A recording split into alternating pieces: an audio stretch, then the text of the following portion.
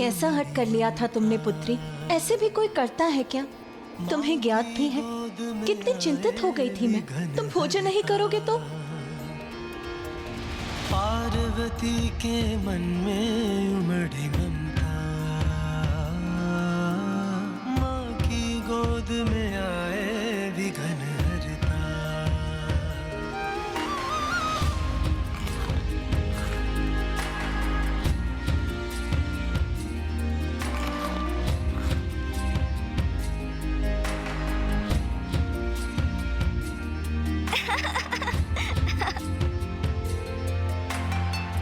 क्या हुआ पुत्री?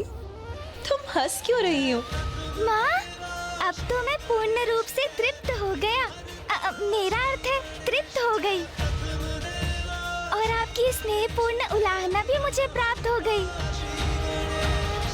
मेरी इच्छा तो यही है कि ये हमारे स्वर्णिम और आनंददायक पल इसी प्रकार निरंतर चलते रहे। किंतु मुझे माँ को शीघ्र वो सब कुछ असुरों के बढ़ते साम्राज्य और उनके अत्याचारों के बारे में बताना ही होगा। शुंभ निशुंभ अवश्य संसार में अपना वर्चस्व बढ़ाने की अपनी कुटिल योजना बना रहे होंगे।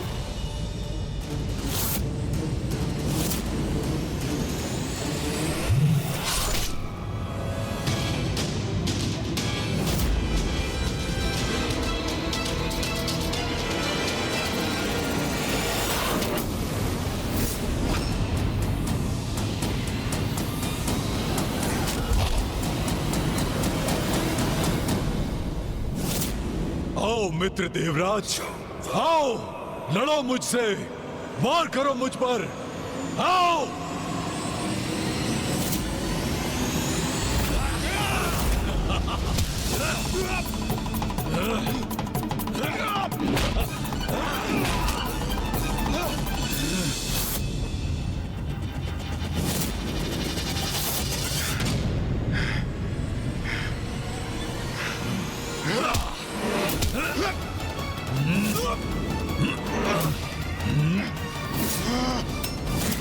साहस है तो अब मेरे दिव्य ताप का सामना करो निशुंभ।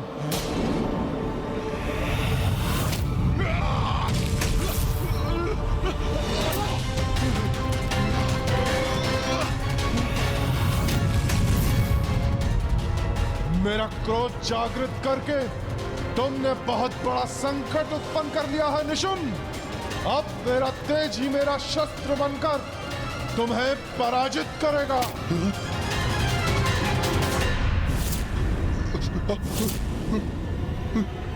सूर्यदेव के निरंतर प्रहारों का सामना करना कठिन हो रहा है मेरे लिए।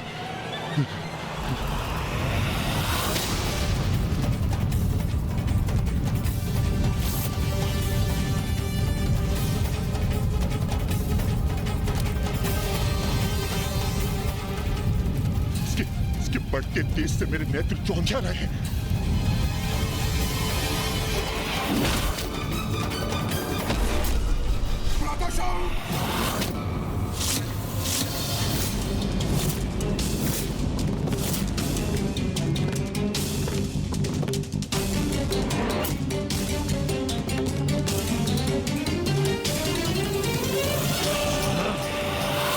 मेरे भ्राता निशुंभ को आहत करने का दुस्साहस किया सूर्यदेव ने, उसका दंड अवश्य प्राप्त होगा सूर्यदेव को। अब असुर महानायक शुंभ के क्रोध का ऐसा ज्वालामुखी फटेगा जिससे देवता अपना बचाव कदापि नहीं कर सकेंगे। मुझे ज्ञात है शुंभ, तुम्हारे वरदान के कारण मैं तुम्हारा वध नहीं कर सकता, किंतु जैसे तुम्हारे अग्रज नमुची का वध किया था मैंने, वैसे ही तुम्हारा भी अंत करने का प्रयास तो कर ही सकता हूँ मैं। और यदि मैं उसमें असफल भी रहा तो आहत तो तुम्हें मैं अवश्य करूंगा।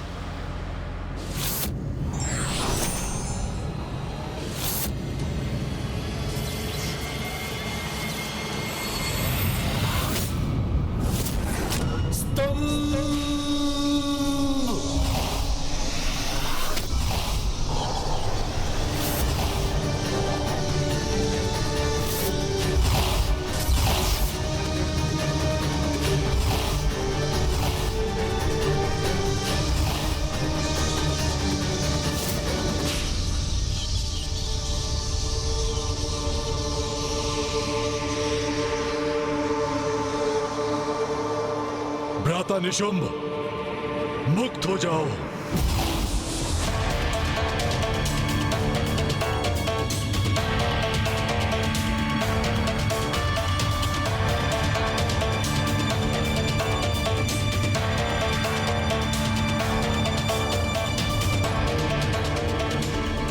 स्वर्ग होगा हमारा और वहां के बंदी होंगे ये देवता। जो घट चुका है और जो घटित हो रहा है मुझे भली भांति ज्ञात है पुत्री। क्या आपको सब कुछ ज्ञात है माँ? हाँ पुत्री, शुंभ निशुंभ कैसा आतंक फैला रहे हैं वो मुझसे छिपा नहीं है। माँ, मैं और भैया यही समाचार आप तक पहुँचाने के लिए आपको ढूंढ रहे थे, क्योंकि हमारे अनुसार वो दोनों दुष्ट शुंभ और निशुंभ अवश्य स्वर्ग पर अपना अधिकार स्थापित करने के लिए किसी कुटिल योजना का निर्माण करेंगे और जिसे आप ही रोक सकती है माँ। इसलिए माँ, अब तो आप मेरे साथ लौट चलिए ना।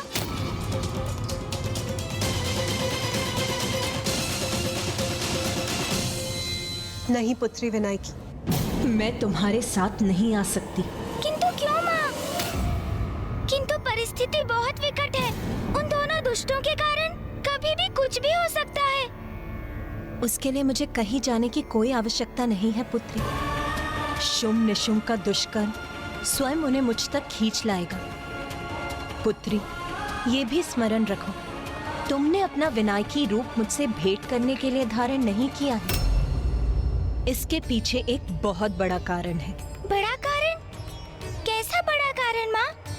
अब समय आ गया है कि त्रिदेवों और देवताओं के भीतर निहित नारी शक्ति प्रत्यक्ष रूप में प्रकट हो और शुंभ के भीतर छिपी नारी शक्ति भी बाहर आने पर विवश हो जाए, जिससे शुंभ और निशुंभ का वध हो सके और संसार इन दुष्टों के आतंक, दुराचार और अत्याचार से मुक्त हो जाए। शुंभ निशुंभ का वध करने के लिए हमें अपनी नारी शक्ति को उजागर करना होगा। किंतु माँ, जब मैं असुरों को पराजित कर सकती हूँ, नर रूप में आपकी सहायता कर सकती हूँ, तो मुझे स्त्री रूप धारण करने की क्या आवश्यकता है ना?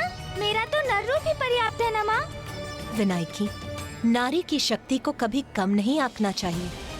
माँ के रूप में नारी एक कोमल हृदय, जनदायिनी, पालनहार होती है, तो दुष्टता की अति होने पर नारी अपने उग्र और कठोर रूप में दुष्टों का संहार करने में भी सक्षम होती है। किंतु माता, मैं अन्य देवताओं को कैसे विश्वास दिलाऊंगी कि उन्हें भी अपना नारी रूप धारण करना होगा? ये उत्तरदायित्व तो अब तुम्हारा है विनायकी। अपने समान अन्य देवताओं में भी नारी शक्ति को जागृत करो और शुंभ निशुंभ को मुझ तक आने को विवश करो, जिससे मैं उन्हें नारीत्व का उचित अर्थ बता सकूं और नारी के प्रति उसके किए अत्याचारों के लिए दंड दे सकूं। मुझे ज्ञात है कि माँ मुझे क्या करने के लिए निर्देशित कर रही है, किंतु मैं उस कार्य को पूर्ण करूँगी कैसे?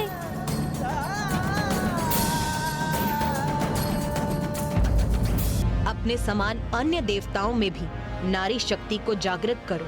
ये उत्तरदायित्व तो अब तुम्हारा है विनायकी। मुझे ज्ञात है कि माँ मुझे क्या करने के लिए निर्देशित कर रही है, किंतु मैं उस कार्य को पूर्ण करूँगी कैसे? तुम्हें यहाँ से लौटना चाहिए पुत्र। अभी जाना होगा मुझे, अभी तो मेरा मन ही नहीं भरा। किंतु माँ का आदेश है तो उसका पालन तो करना ही होगा। प्रणाम माता।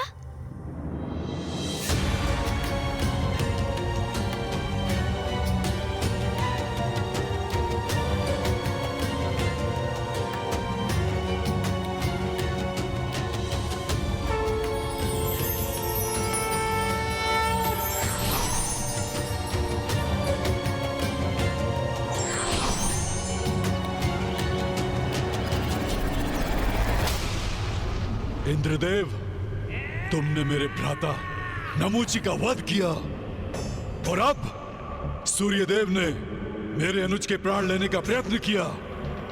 ये उचित नहीं है इंद्रदेव। अब देखो, मैं असुर महानायक शुंभ तुम्हारे अपराधों के दंड स्वरूप तुम सबकी कैसी दुर्दशा करता हूं। सब मुक्त हो जाओ।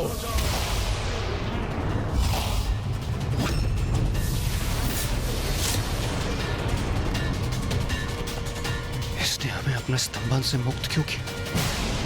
मैंने तुम्हें मुक्त अवश्य किया है इंद्रदेव, परंतु इससे प्रसन्न होने की कोई आवश्यकता नहीं।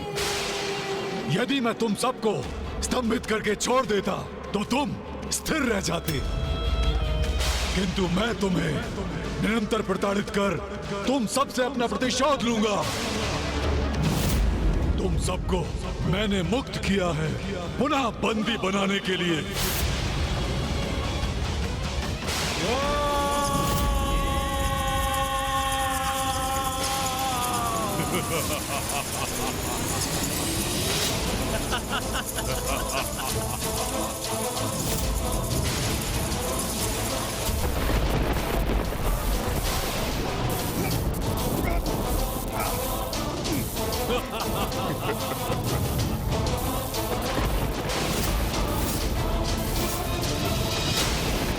अब तो स्वर्ग पर मेरा इस असुर महानायक शुंभ का अधिकार हुआ।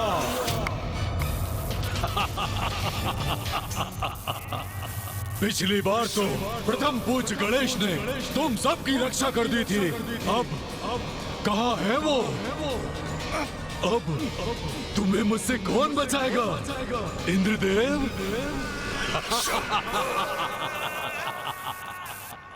माँ, आपने मुझे अपने निकट आने की अनुमति दी, उसके लिए मैं आपकी कृतज्ञ हूँ। किंतु भैया की आपके दर्शन करने की इच्छा अपूर्ण रह गई माँ। अब ज्ञात नहीं उन्हें वो अवसर कब प्राप्त होगा, किंतु आप कब कैलाश लौटेंगी माँ? गणेश, भैया आ गए। कहाँ हो तुम अनुज? भैया तो कदाचित इस रूप में मुझे पहचान ही नहीं सकेंगे, असमंजस में पड़ जाएंगे वो। मुझे पुनः अपने गणेश रूप में आ जाना चाहिए। अरे नहीं, यही तो उचित अवसर है। अब यदि विनायकी का रूप धारण किया ही है तो भैया से थोड़ा आमोद प्रमोद भी हो जाए, आनंद आ जाएगा। गणेश, गणेश कहाँ हो तुम? कहाँ हो अनुज? गणेश, गणेश कहाँ हो तुम?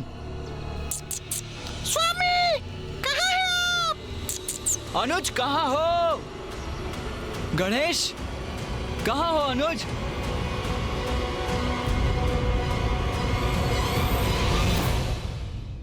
देवी। हाँ जी। क्या आपने? कितना मधुर स्वर है आपका। कौन हो सकती है ये स्त्री? सुनकर मेरा मन तो अति आनंदित हो गया। पुनः कुछ कहिए ना। अकस्मात इस प्रकार आपके समक्ष आने के लिए मैं क्षमा चाहता हूँ, किंतु यहाँ आने का मेरा केवल एक ही प्रयोजन था, अपने भ्राता को ढूंढना। अब वो यहाँ नहीं है तो हम आगे बढ़ते हैं। चलिए मूषक जी, हम आगे ढूंढते हैं। अरे नहीं नहीं नहीं ना, भला ऐसे क्यों जा रहे हैं आप?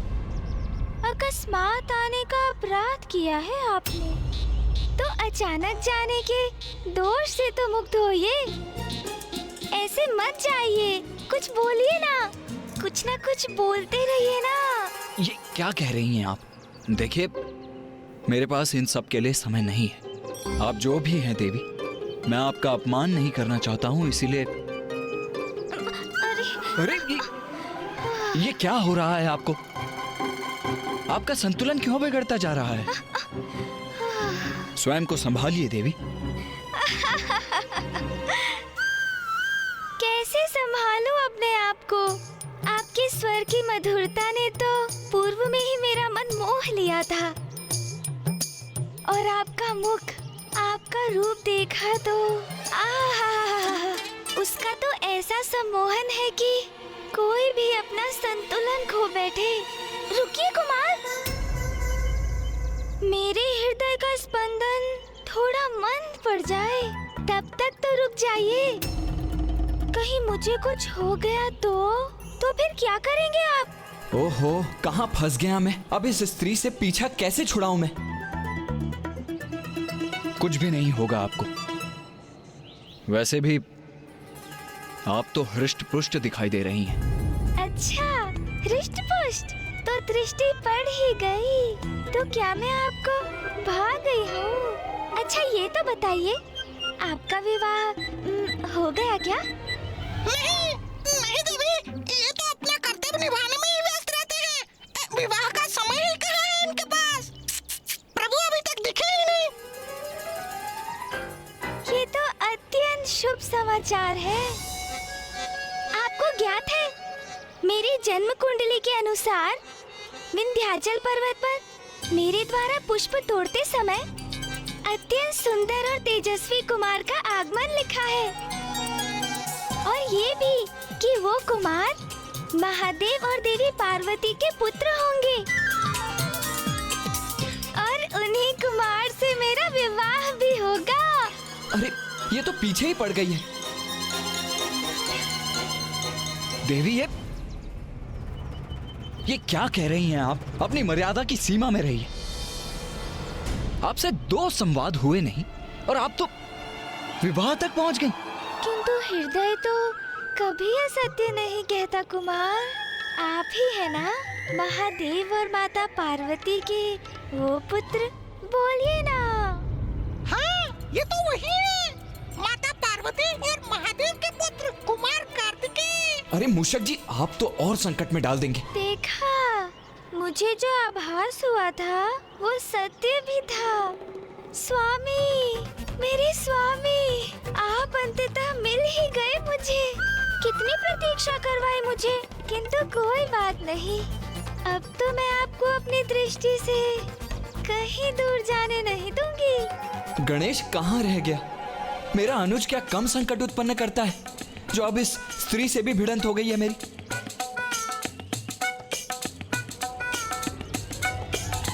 अरे ये कैसा अनर्गल प्रलाप कर रही हैं आप? मैं किसी का स्वामी नहीं हूं और ना ही किसी का स्वामी बनने की कोई इच्छा रखता हूं। नहीं नहीं स्वामी, ऐसा मत कहिए। नियति को कैसे नकार सकते हैं आप? आपको तो मुझसे विवाह करना ही होगा।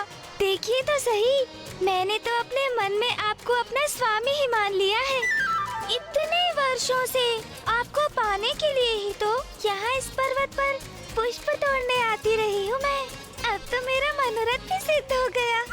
अब मैं आपकी अर्धांगिनी हूँ स्वामी। यहाँ रुककर एक क्षण भी व्यर्थ नहीं करूंगा मैं। चलिए मूषक जी। जी कार्तिकेय जी। भैया, आपको ऐसे नहीं जाने दूंगी मैं।